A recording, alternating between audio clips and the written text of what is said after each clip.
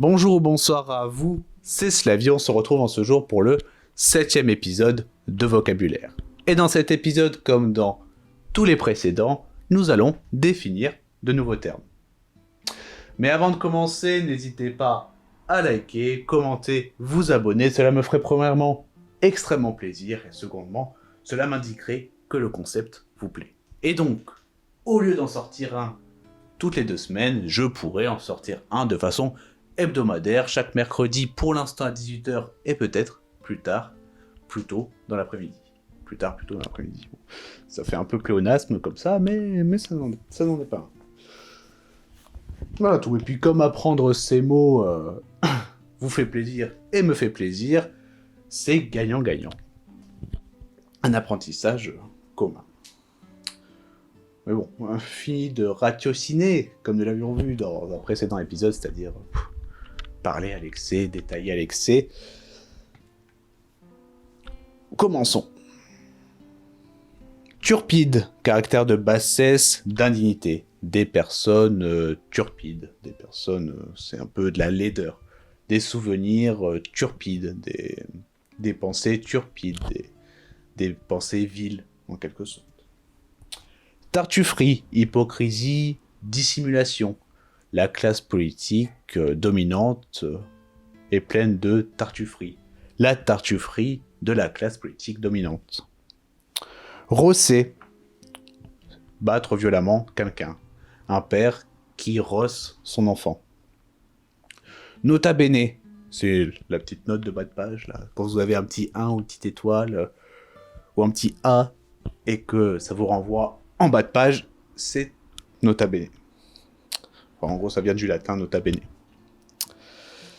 Grosso modo, plutôt, si on veut rester, si on veut pas rendre notre vocabulaire indigent. Indigent, pauvre, on l'avait vu dans un précédent épisode. Ou peut-être que c'était, en gros, c'était indécent, contraire aux bienséances. Bienséance, c'est la morale établie, ce qui est socialement bon. Troglodyte, c'est l'habitant d'une caverne, d'une grotte ou d'un roc. Par exemple, un habitat troglodyte. Une maison, bon je vous mets une image ici, une maison dans la montagne. Endolorie, envahi par une douleur diffuse. Par exemple, j'étais à la salle en train de faire les biceps bien fort, avec du bon curl comme ça, curl biceps, en pronation, supination, et à la fin j'ai mes biceps qui sont un peu vides, un peu morts, inutilisables, avec les avant-bras souvent. Jamais l'un sans l'autre. Pavaner, marcher, se tenir d'une manière fière, arrogante. C'est vouloir montrer sa supériorité par sa démarche. Au lieu de le montrer par son vocabulaire. Par quoi pouvons-nous continuer ? Sinuosité, présente une courbe irrégulière. Par exemple, un petit chemin dans la montagne, un cours d'eau, un ruisseau. Paître, nous bientôt, après que Klaus Schwab, après nous avoir imposé les insectes, nous impose de manger de l'herbe, c'est manger l'herbe, les fruits tombés. Je paie. Bon, je vous mettrai la conjugaison ici. Commissure, point de jonction de 2 ou plusieurs organes. Commissure des lèvres. Hop, ça on l'avait déjà vu dans un précédent épisode.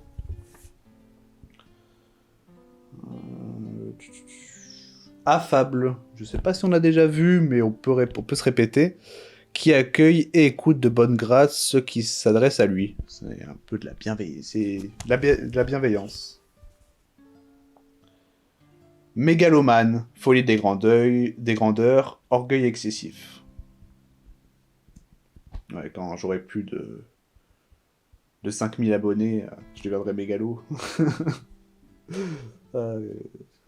Renfrogné, caractère contracté par le mécontentement. Par exemple, vous avez eu un colloque, un débat avec un ami, la majorité vous a donné des raisons, et donc votre ami a conscience d'avoir perdu celui-ci, et se renfrogne sur lui, se contracte, s'assombrit, on peut dire. Et reste dans ses tourments, dans ses reproches qu'il se fait à lui-même, ou ses pensées vindicatives envers vous. Autoflagellation, fouetter avec un fouet, j'imagine, pour se punir de ses péchés. C'est plutôt du vocabulaire biblique, c'est de l'autocritique, c'est pour s'expier, pour expier ses péchés. S'échiner, se donner beaucoup de peine, se fatiguer pour défendre l'indéfendable. Moi et mon ami, nous avons débattu, nous l'avons vu dans une précédente définition, dans Renfrogné. Je me suis échiné à défendre mon point de vue. Et au final, ça a été lucratif. On va dire.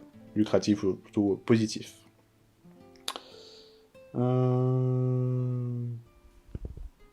Indubitable, dont on ne peut douter. Par exemple, de ma victoire au débat. La majorité m'ayant donné raison. Mais la majorité n'a pas toujours raison. Ça, Bref, on est là pour faire du vocabulaire ou débattre sur autre chose? Non, on est là pour faire du vocabulaire. Froufrouter, froisser, petit bruit, étoffement d'une étoffe soyeuse. Par exemple, le froufroutement d'une robe. Oh, ta robe froufroute. Magnanime, qui pardonne les injures et bienveillant envers les faibles. Par exemple, notre ami vindicatif après le débat m'a injurié. Je pourrais être magnanime et par affabilité, affable, nous l'avons vu, c'est bien la bienveillance. Et écouter ce qu'il a à me dire. Et le pardonner. Ne soyez pas et prêtez grande attention. Pécheresse, celle qui commet des péchés. Féminin de pécheur. Et qui s'auto-flagelle, auto-flageller.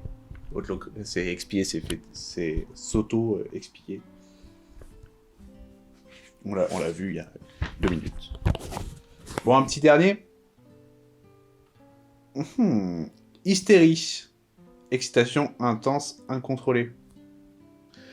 Moi qui ai gagné le débat, toutes les femmes autour sont admiratives de mon éloquence et de la manière hardie dont j'ai défendu mon point de vue.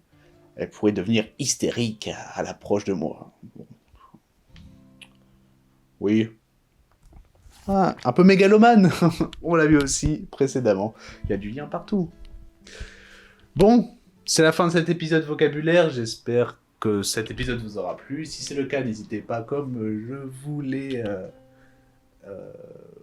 proposé tout à l'heure, de vous abonner, liker, commenter. On se retrouve peut-être la semaine prochaine, peut-être dans 2 semaines, pour le 8e épisode. C'était Slavier.